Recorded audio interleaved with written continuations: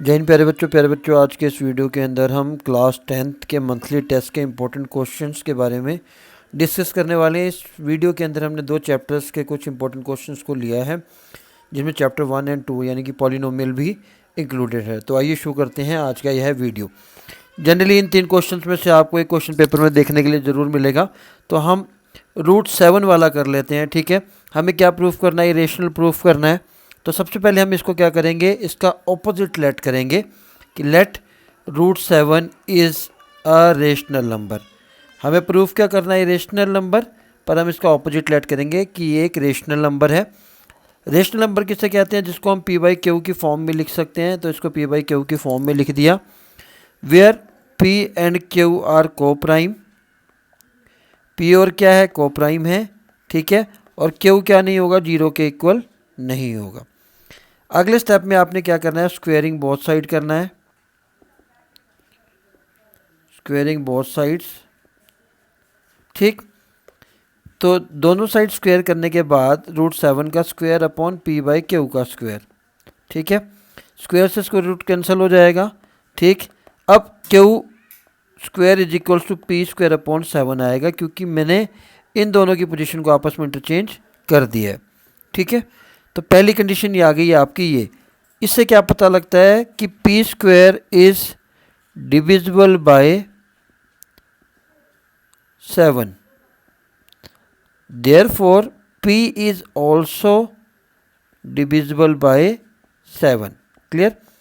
अब यहाँ पर आपने पी को डिविजिबल दिखा दिया 7 से। ठीक है, अब हमें पी को क्या करना है? लेट करना है। क्या करना है? Let P is equals to 7 K, where K is any constant number. Clear? यहाँ पर रूट 7 की बात कर रहे हैं, तो इसलिए 7 के लेट किया है। अगर रूट 3 वाला क्वेश्चन होता तो 3 के लेट करते, और अगर रूट 5 वाला होता तो 5 के लेट करते। इस पी की वैल्यू को इस इक्वेशन 1 में पुट कर दीजिए। Q square is equals to, P की जगह मैंने पुट कर दिया 7 के स्क्वायर। ठीक है, जो कि 7 के का स्क्वायर का मतलब होता है 49 के स्क्वायर, क्योंकि 7 का स्क्वायर 49 होगा और के स्क्वायर का के स्क्वायर का के स्क्वायर आ जाएगा। ठीक है, नीचे 7 था, 7 से 49 को कट कर दिया तो बचा 7। ठीक है, अगले स्टेप में क्या करना है? Q square is equals to 7 K square बचा। अब इस 7 को आपने क्यू स्क्वायर के डिनोमिनेटर में लेकर आना है। तो सिंपल सा कंसेप्ट ये है, पहले हमने जो पी बाई क्यू लेट किया था, एक बार आपको 7 को पी स्क्वायर के नीचे लेकर आना है डिनोमिनेटर में, और दूसरी बार आपको क्यू स्क्वायर के नीचे लेके आना है। फिर आपने क्या लिखना है? Q square is divisible by 7, therefore Q is also divisible by 7। तो हमने दो चीज़ें दिखा दी कि जो P और Q है, both P and Q are divisible by 7, therefore they are not co prime. ठीक है, अगर ये को प्राइम नहीं है तो जो हमने अज्यूम किया था, लेट किया था कि रूट 7 रेशनल नंबर है, वो हमारा अजम्पशन क्या होगा? इनकरेक्ट होगा। ठीक है, अजम्पशन इनकरेक्ट है तो रूट 7 क्या हो गया? एक इरेशनल नंबर हो गया। हमें यही प्रूफ करना था। ठीक है, तो इम्पोर्टेंट क्वेश्चन है, हर बार रिपीट होता है, आपके मंथली टेस्ट में क्वेश्चन देखने को ज़रूर मिलेगा। रूट 3 तो इस पर फाइनल एग्जामिनेशन बोर्ड में भी आया था। अब मूव करते हैं क्वेश्चन नंबर 2 पर। Find the HCF and LCM. पहला क्वेश्चन है स्मॉलेस्ट इवन नंबर। तो स्मॉलेस्ट इवन नंबर की अगर हम बात करें तो वो होता है 2, और smallest composite number, smallest composite number होता है 4। ठीक है, इन दोनों का हमें एचसीएफ और एलसीएम निकालना है। तो सिंपल सा तरीका है, 4 के भी हम प्राइम फैक्टर बना लेते हैं 2 की पावर 2। यहाँ पर 2 की पावर 1 है और 2 की पावर 2। तो जब भी आपने एचसीएफ निकालना है तो दोनों चीज़ों में कॉमन क्या है? 2, और मिनिमम पावर क्या है? 1। एलसीएम निकालने के लिए दोनों डिजिट में कॉमन क्या है? 2, और हाईएस्ट पावर क्या है? 2। एलसीएम में, एचसीएफ में आपको कॉमन और मिनिमम पावर देखनी है, जो कि अभी ऑप्शन बी में आपको समझ में आ जाएगा। कॉमन और मिनिमम पावर। ठीक है, और एलसीएम के लिए आपने कॉमन नहीं देखना है, ठीक है। आपने जितने भी वेरिएबल होंगे वो सारे लेने हैं, ठीक है, और हाईएस्ट पावर लेनी है, ठीक है। तो ये एचसीएफ एलसीएम का बी पार्ट से आपको ज़्यादा क्लियर हो जाएगा। जब बी पार्ट की आप बात देखो, इसके अंदर ए बी सी और बी सी स्क्वायर है। एचसीएफ के लिए मैंने कहा था तीनों में कॉमन। अब देखेंगे ध्यान से तो तीनों में बी सी तीनों में है, पर थर्ड में ए नहीं है, तो बी और सी लेना है, इसलिए मैंने लिखा था कॉमन। तीनों में कॉमन होना चाहिए। मिनिमम पावर, बी की सबसे कम पावर कौन सी है, तो 1 है, इधर भी और इधर भी, तो सबसे कम पावर 1 है, और सी की भी सबसे कम पावर क्या है, 1 है। तो ये हो गया हमारा एचसीएफ। क्लियर। एलसीएम के लिए आपने इसका ऑपोजिट करना है, कॉमन नहीं, सारे लेने हैं वेरिएबल। इसमें ए बी सी 3 वेरिएबल हैं, तीनों लिख लेने हैं, और तीनों की हाईएस्ट पावर लेनी है। ए की हाईएस्ट पावर 3 है, बी की 2 है, और सी की 2 है। तो ये हो गया हमारा एचसीएफ और एलसीएम। शायद आपको ये वाली चीज़ अब समझ में आ गई होगी। क्लियर। चलिए, if one of the zeros of the quadratic polynomial given है k-1 एक्स स्क्वायर प्लस के एक्स प्लस 1, ठीक है। इसमें इन्होंने क्या कहा है कि इसका एक जीरो क्या है, 3 है, यानी कि यहाँ पर x की वैल्यू आपको -3 गिवन है। आपने कुछ नहीं करना, इस इक्वेशन के अंदर जहाँ जहाँ भी आपके पास x है वहाँ पर आपने -3 पुट कर देना है, ठीक है। तो ऐसे क्वेश्चन में आपने जहाँ पर एक जीरो गिवन है, x की जगह आपने उसकी वैल्यू पुट कर देनी है। k-1 -3 का स्क्वायर होता है 9, -3k + 1 = 0। 9 से ब्रैकेट में मल्टीप्लाई किया तो 9k - 9 -3k + 1 = 0। लाइक टर्म्स को प्लस कर दीजिए, तो या माइनस कर दीजिए, 9 - 3 होता है 6, ठीक है। -9 में से +1 गया तो -8, यहाँ से k की वैल्यू आ जाएगी 8/6। जब आप रिड्यूस करेंगे स्टैंडर्ड फॉर्म में तो 2 4 जा 3 और 2 3 जा 6, k की वैल्यू आ जाएगी आपकी 4/3। तो ये भी एक इम्पॉर्टेंट क्वेश्चन है, जब k की वैल्यू वाला क्वेश्चन आपका फाइनल एग्जामिनेशन में भी आता ही आता है। 4, find the zeros of the quadratic polynomial. इसके क्वाड्रेटिक पॉलिनोमियल के जीरोस फाइंड आउट करने और verify the relationship between zeros and coefficient of the polynomial. तो सबसे पहले आपने क्या करनी है, इसको चेक करना है कि क्या ये स्टैंडर्ड फॉर्म में है। स्टैंडर्ड फॉर्म आप कैसे चेक करोगे, इसकी जनरल इक्वेशन से क्वाड्रेटिक की, ठीक है, जहाँ पर a क्या नहीं होगा, 0 के इक्वल नहीं होगा। अब आप ध्यान से देखेंगे bx वेरिएबल वाली टर्म सेंटर में आनी चाहिए, पर यहाँ पर नहीं है, तो आपने इसको शफल करना है और स्टैंडर्डाइज फॉर्म में लेकर आना है, ठीक है। अब आप देखिए स्टैंडर्ड फॉर्म होती क्या है, जहाँ पर वेरिएबल की पावर डिक्रीजिंग ऑर्डर में होती है, 2 1 और 0, ठीक है। तो अब ये आपकी स्टैंडर्ड फॉर्म हो गई। अब यहाँ से आपने क्या निकालने हैं, जीरोस फाइंड आउट करने हैं। जीरोस फाइंड आउट करने वाले जब भी क्वेश्चन आता है वेरीफाई द रिलेशन वाला, तो सबसे पहले आपने क्या निकालना है, सम ऑफ जीरोस, ठीक है, जो कि अल्फा प्लस बीटा यानी कि -b/a होता है, और एक आपने निकालना है प्रोडक्ट ऑफ जीरोस, ठीक है। प्रोडक्ट ऑफ जीरोस का मतलब होता है अल्फा बीटा यानी कि c/a। अब a की और b की वैल्यू आपकी इक्वेशन से मिलेगी। एक्स स्क्वायर के साथ जो कोफिशिएंट होता है वो a होता है, यानी कि a की वैल्यू यहाँ पर 6 है, क्योंकि एक्स स्क्वायर के साथ ये जनरल इक्वेशन से कंपेयर कर रहा हूँ, ठीक है। x के साथ वाली वैल्यू b की होती है जो कि -7 है, क्योंकि जनरल इक्वेशन में b के साथ प्लस साइन है। c की वैल्यू -3 है, आपने यही वैल्यू को यहाँ पुट कर देना है।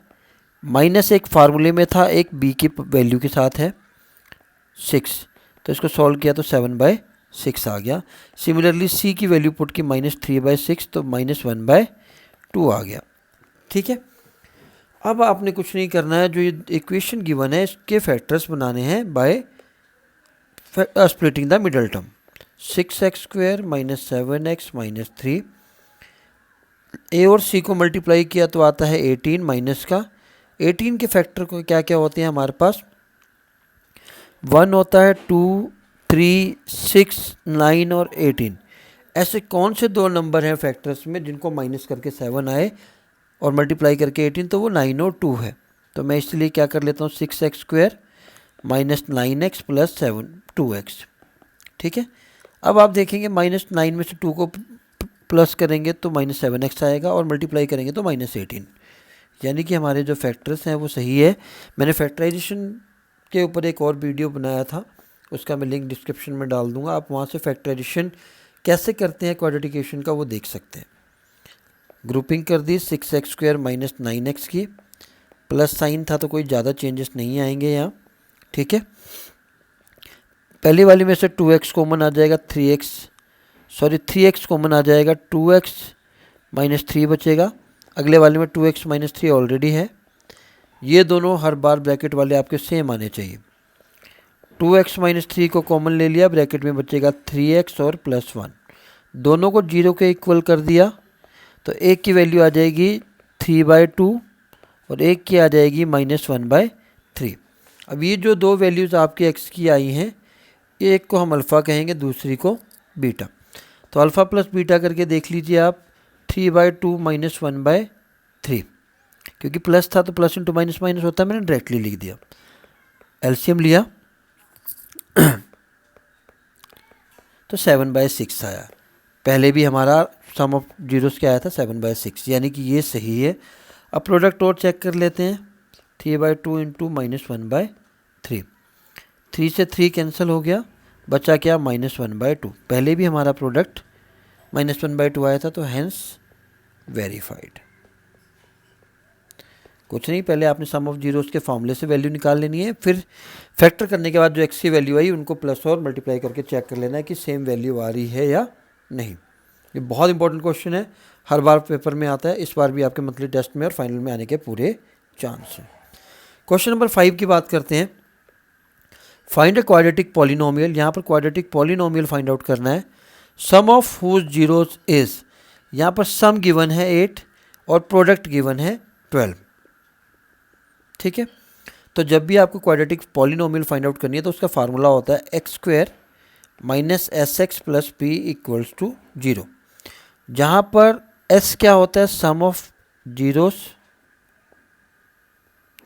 यानी कि अल्फ़ा प्लस बीटा, और p होता है प्रोडक्ट ऑफ जीरोस, यानी कि अल्फ़ा मल्टीप्लाई बीटा। तो इसको हम दूसरे तरीके से भी लिख सकते हैं, x² - alpha plus beta x और p का अल्फ़ा बीटा = 0, ठीक है। ये हमें कब काम करता है, जब हमें अल्फ़ा और बीटा यानी कि दोनों रूट्स गिवन हो तो ये फार्मूला लगाना है, और अगर सीधा सम और प्रोडक्ट गिवन है तो ये फार्मूला लगाना है। तो x² s की वैल्यू 8 है, x p की वैल्यू क्या है 12, तो ये हो गई हमारी क्वाड्रेटिक पॉलिनोमियल। आसान सा क्वेश्चन था, बट आपको फार्मूला पता होना चाहिए, ठीक है। Now move to the question number 6, very very important question. Find the zeros of the polynomial px as shown in the graph and hence find the polynomial. तो आपने ध्यान रखना है, जीरोस वाला क्वेश्चन जब भी ग्राफ वाला आएगा तो एक ही चीज़ पे फोकस करना है कि जो ग्राफ है एक्स एक्सिस पर कितनी जगह इंटरसेक्ट कर रहा है, सिर्फ एक्स एक्सिस पर। तो आप देखोगे 1 और 2 दो जगह एक्स एक्सिस पर ये इंटरसेक्ट कर रहा है, एक जगह एक्स की वैल्यू -2 है और एक जगह एक्स की वैल्यू जीरोस है, ठीक है, क्योंकि यहाँ 0 है। हमें फाइंड आउट क्या करना है, zeros of the polynomial as shown in the figure and find the polynomial, ठीक है। तो अब यहाँ पर आपको दो जीरोस पता लग गए, एक का नाम आपने अल्फ़ा दे दिया, दूसरे का बीटा। तो अल्फ़ा प्लस बीटा निकाल लीजिए, क्योंकि सम निकालना पड़ेगा, मैंने अभी आपको पिछले क्वेश्चन में बताया। अल्फ़ा प्लस बीटा का मतलब -2 और +0, दोनों को प्लस किया तो -2 ही आएगा। प्रोडक्ट का मतलब होता है अल्फ़ा बीटा, यानी कि दोनों को मल्टीप्लाई किया तो 0 के साथ मल्टीप्लाई करूँगा तो 0 ही आएगा। क्वाड्रेटिक पॉलिनोमियल बनाने का अभी मैं आपको बता के हटा था formula, x² - sx + p = 0। x² s की वैल्यू -2 है और एक फार्मूले में भी माइनस है, ठीक है। p की वैल्यू क्या आ गई 0, तो x² + 2x = 0 ये हमारा बन जाएगा पॉलिनोमियल, क्योंकि प्रोडक्ट वाली जो वैल्यू थी वो क्या हो गई हमारी 0 हो गई, ठीक है। चलिए क्वेश्चन नंबर 7 की बात करें। 7 की अगर हम बात करें तो आपने एक चीज़ ध्यान रखना, जब भी ऐसा क्वेश्चन आएगा कि इन सिंप्लीफिकेशन पर ये आपको क्या देता है, तो आपने प्राइम फैक्टराइजेशन कर लेनी है, ठीक है। जब आप प्राइम फैक्टराइजेशन करोगे तो प्राइम फैक्टर कैसे बनेंगे, स्मॉलेस्ट नंबर से आपने डिवाइड करना है, ठीक है। प्राइम नंबर होने चाहिए सारे, ठीक। 20 को भी ऐसे ही करना है, ठीक है। और बचा क्या 5, उसको जरूरत नहीं है। आपने क्या किया, आप 45 की जगह प्राइम फैक्टर लिख दिए, 3 × 3 × 5, और 20 की जगह भी प्राइम फैक्टर लिख दिए 2 × 2 × 5, ठीक है। और नीचे जो था 2√5 एज इट इज़ लिख देना है। अब यहाँ से कॉमन ले लेना है क्योंकि स्क्वायर रूट है, ठीक है। तो 3 बाहर आ जाएगा, ब्रैकेट में बचा √5, यहाँ से 2 कॉमन आ जाएगा, ब्रैकेट में बचा √5, और नीचे भी क्या है 2√5। 2 3 = 6√5, 2 3 = 6√5 अपॉन 2√5। अभी दोनों लाइक टर्म्स हैं, √5 तो ये प्लस हो जाएंगी, 12√5, और नीचे बचा है 2√5। √5 से √5 कैंसिल आउट हो जाएगा, 2 से 12 6।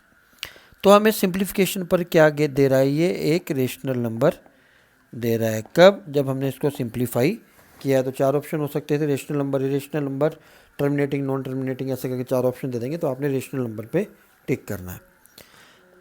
अब बात करते हैं क्वेश्चन नंबर 8 की, that is very very important. ये क्वेश्चन भी पार्ट है, प्रूव करो कि ये रेशनल नंबर है। उसी तरह क्वेश्चन नंबर 1 की तरह, let us assume 3 - √2 is a rational number. मैंने उल्टा लेट किया, रेशनल प्रूफ करना था, इरेशनल प्रूफ करना था, पर रेशनल लेट किया। उसके बाद क्या किया, वही same step, is equals to P/Q, where P and Q are को prime and Q can not be equal to 0। अगले स्टेप में आपने क्या करना है, रूट वाले नंबर को यहाँ छोड़ना है, बाकी 3 को दूसरी साइड ले गए तो -3 हो जाएगा, ठीक है। अब माइनस साइन अगर आपने हटाना है तो आपने क्या करना है कि उधर वाले दोनों ही नंबर के जो साइन थे वो चेंज हो जाएंगे। पहले -3 था, अभी +3 हो गया, और ये वाले प्लस में थे तो माइनस में हो गए, ठीक है। अब आपने इनका एलसीएम ले लेना है, जो कि आएगा 3Q - P। यहीं तक होगा ये क्वेश्चन। इसके बाद सिर्फ आपने लिखने वाला काम करना है, as this is rational number, क्योंकि ये P/Q फॉर्म में है, but √3 is irrational. We know that √3 is irrational number, therefore whole terms 3 - √2 is an irrational number, ठीक है। तो ये भी एक इम्पॉर्टेंट पार्ट है, इसको भी देख लीजिए, बहुत ज़्यादा बड़ा नहीं है क्वेश्चन, बट इम्पॉर्टेंट है। नेक्स्ट इंपॉर्टेंट क्वेश्चन की बात करें, if the HCF of 65 and 117 is expressible in the form of this, कि जो 65 और 117 का जो HCF है उसको हम इस फॉर्म में रिप्रेजेंट कर सकते हैं। तो m की वैल्यू निकालिए, ठीक है। तो 65 और 117 का आपने क्या निकाल लेना है, HCF, ये डिवीज़न मेथड है, ठीक है। तो आप जब इसको करेंगे, ठीक, HCF एलसीएम का भी मैंने एक वीडियो बना रखा है, आप उसमें देख सकते हैं, ठीक। तो आप देखेंगे ये 13 के टेबल पर जाकर रिमाइंडर क्या आ रहा है, 0, यानी कि HCF इसका 13 है। आप प्राइम फैक्टराइजेशन मेथड से भी कर सकते हैं, ठीक है। तो पहले हम करेंगे 5 से, 13 आ गया, ठीक है। 117 को 3 से स्टार्ट करेंगे तो फिर 13 आ गया। इसको हम कैसे लिख सकते हैं, 5 की पावर 1 × 13 की पावर 1, 65 को, और 117 को कैसे लिख सकते हैं, 3 की पावर 2 और 13 की पावर 1। HCF के लिए मैंने आपको बताया था कि दोनों में कॉमन होना चाहिए, तो 13 कॉमन है, और मिनिमम पावर लेंगे, मिनिमम पावर क्या है 1, तो HCF 13 आ गया। इन्होंने कहा था कि जो इनका HCF है वो इस फॉर्म में लिखा जा सकता है, मतलब HCF निकालने के बाद इसके इक्वल में आपने HCF की वैल्यू पुट कर देनी, कर दी। अब इजी हो गया, 117 को दूसरी साइड ले गए, ठीक है। 13 + 117 कर दिया, ये हो जाएगा 130, और जब m की वैल्यू आपने निकालनी होगी तो 130 को 65 से क्या कर दिया, डिवाइड, यानी कि आंसर आ गया 2। आप इस m की वैल्यू को यहाँ पर पुट करके चेक भी कर सकते हैं, ठीक है। 130 - 117 कितना आया, 13, जो कि हमारा क्या था, HCF था। आई होप ये क्लियर हो गया आपको, ठीक है। तो ये इंपॉर्टेंट क्वेश्चन थे। एक और लास्ट कर लेते हैं, check whether this is a composite number और नॉट। तो कंपोजिट नंबर की डेफिनेशन आपने लिख देनी है, which have more than 2 factors, ठीक है। अब जब इस इक्वेशन को आप लिखोगे क्वेश्चन को, तो आप देख सकते हैं कि इसमें 2 डिजिट कॉमन है। 3 और 5, 3 और 5, तो इसको आपने ब्रैकेट के बाहर ले लेना है, कॉमन ले लेना है। ब्रैकेट में क्या बचेगा 7 प्लस ये पूरी टर्म चली गई तो यहाँ बचा 1। 3 5 जो क्या होता है 15 और 7 प्लस 1 क्या होता है 8। ठीक है, 15 के प्राइम फैक्टराइजेशन क्या होंगे 3 और 5 होंगे, 8 का क्या होगा 2 की पावर 3। तो आप देख सकते हैं यहाँ पर 3 फैक्टर हैं, 1 अभी हम कंसिडर नहीं कर रहे, 1 भी एक फैक्टर है। As it have more than 2 factor, तो this whole term is a composite number. That's it, इतना ही लिखना है आपने। 2 से ज़्यादा फैक्टर शो कर दिए तो आपका आंसर आ गया। Check whether 12 raised power n can end with the digit 0 और नॉट। ठीक है, हमें ये चेक करना है कि जो 12 की पावर n है, जहाँ पर n क्या है नेचुरल नंबर। नेचुरल नंबर क्या होते हैं जो 1 से स्टार्ट होकर इन्फिनिटी तक जाते हैं। आप चेक कर सकते हैं कि 12 की पावर ऑफ n 1 पुट करें तो 12 आएगा, 12 की पावर 2 पुट करें तो 144 आएगा। ऐसे आप पुट करते जाइए, इसके एंड में एंड डिजिट मतलब यूनिट प्लेस डिजिट कभी भी 0 नहीं आएगा। पर आपने लिखना कैसे है, for 12 raised power n to end with 0, end with 0, ठीक है, for any natural number n it must have